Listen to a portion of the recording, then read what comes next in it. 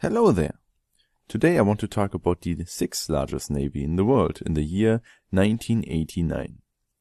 Yes, indeed, I'm talking about the military wing of the Soda Empire. Welcome to the time Pepsi owned a fleet of warships.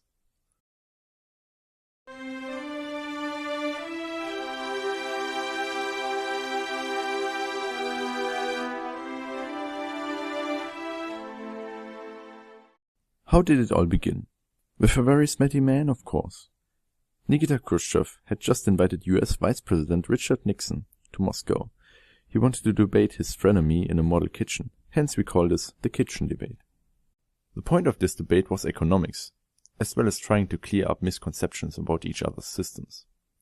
Nixon, for example, tried to show with his kitchen what wonderful things the average American can afford under capitalism. So of course this model kitchen was stuffed with American goods. That included the beverages. Now July 24th of 1959 was a very hot day in Moscow. It was the middle of the summer after all.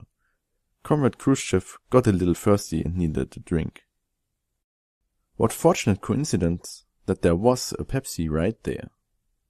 The company had a stand next to the kitchen and Nixon made sure to guide the Soviet leader right there. Khrushchev took a sip and had an epiphany. This drink was amazing.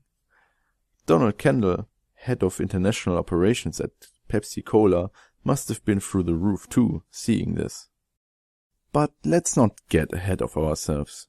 Despite the good first impression, there was not yet a working relationship between Pepsi and the largest country on earth. It took 13 years of negotiations to make a deal. Khrushchev was already in retirement and even passed away by that time. 1972 was the year it finally clicked. Pepsi would deliver a concentrate of their soda to the Soviet Union, who in turn filled it in bottles with a generous amount of water added. Very crafty. That left the question of payment, however. The then General Secretary Leonid Brezhnev knew that the Soviet Union didn't have the capital to afford this luxury. However, a trade was possible as the Soviets had plenty of vodka. So the deal was as follows. The Soviet Union got a yearly supply of Pepsi, while the latter got the rights to sell Stolichnaya vodka in North America. That was not the best deal, as the demand for Pepsi was much higher in the Soviet Union than the demand for vodka was in the United States. Still, the deal kept running well into the next decade. The Soviet Union and the United States meanwhile went from a rocky yet stable relationship to being at each other's throat again. The Soviet Union also saw a slew of different leaders in the 80s, until it settled on Mikhail Gorbachev. Now Gorbachev was a different kind of politician compared to his predecessors. He saw that the economy of the Union was tanking, and instead of trying to hide it, he was quite open about the need for reforms. Still, try as he might, he could not prevent the Soviet Union from falling apart. First the satellite states in Europe broke away, one by one, and then finally, the very symbol of the division between East and West, the Berlin Wall, fell. It was at this time when it became painfully obvious to the world at large that the Soviet-style communism had failed economically. This also put the Pepsi deal in jeopardy. And Pepsi wanted to make up for over a decade of selling their soda at a loss to the Union.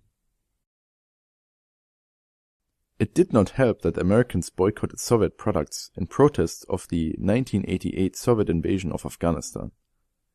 And that of course included the Pepsi-acquired merchandised vodka.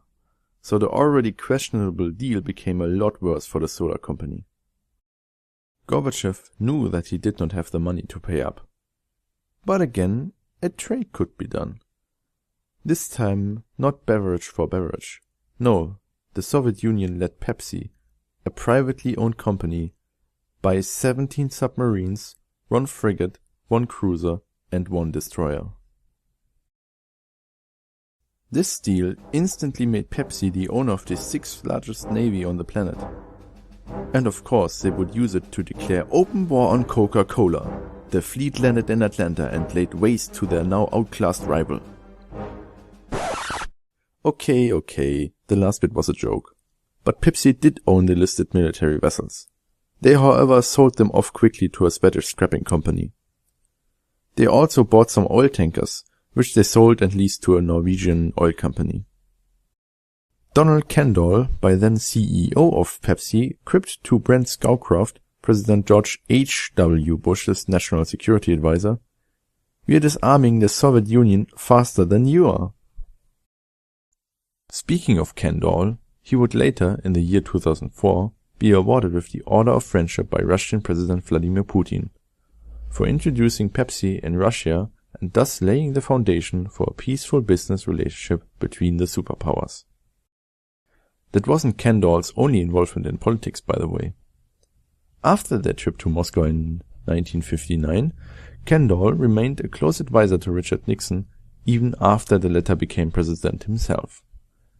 His voice can even be heard on the infamous Watergate tapes. This concludes today's episode. The Cold War brought us quite a lot of curious stories, and I certainly will return to some of those topics in the future. Again, thanks to my wonderful artist and to you viewers. See you next time. Bye.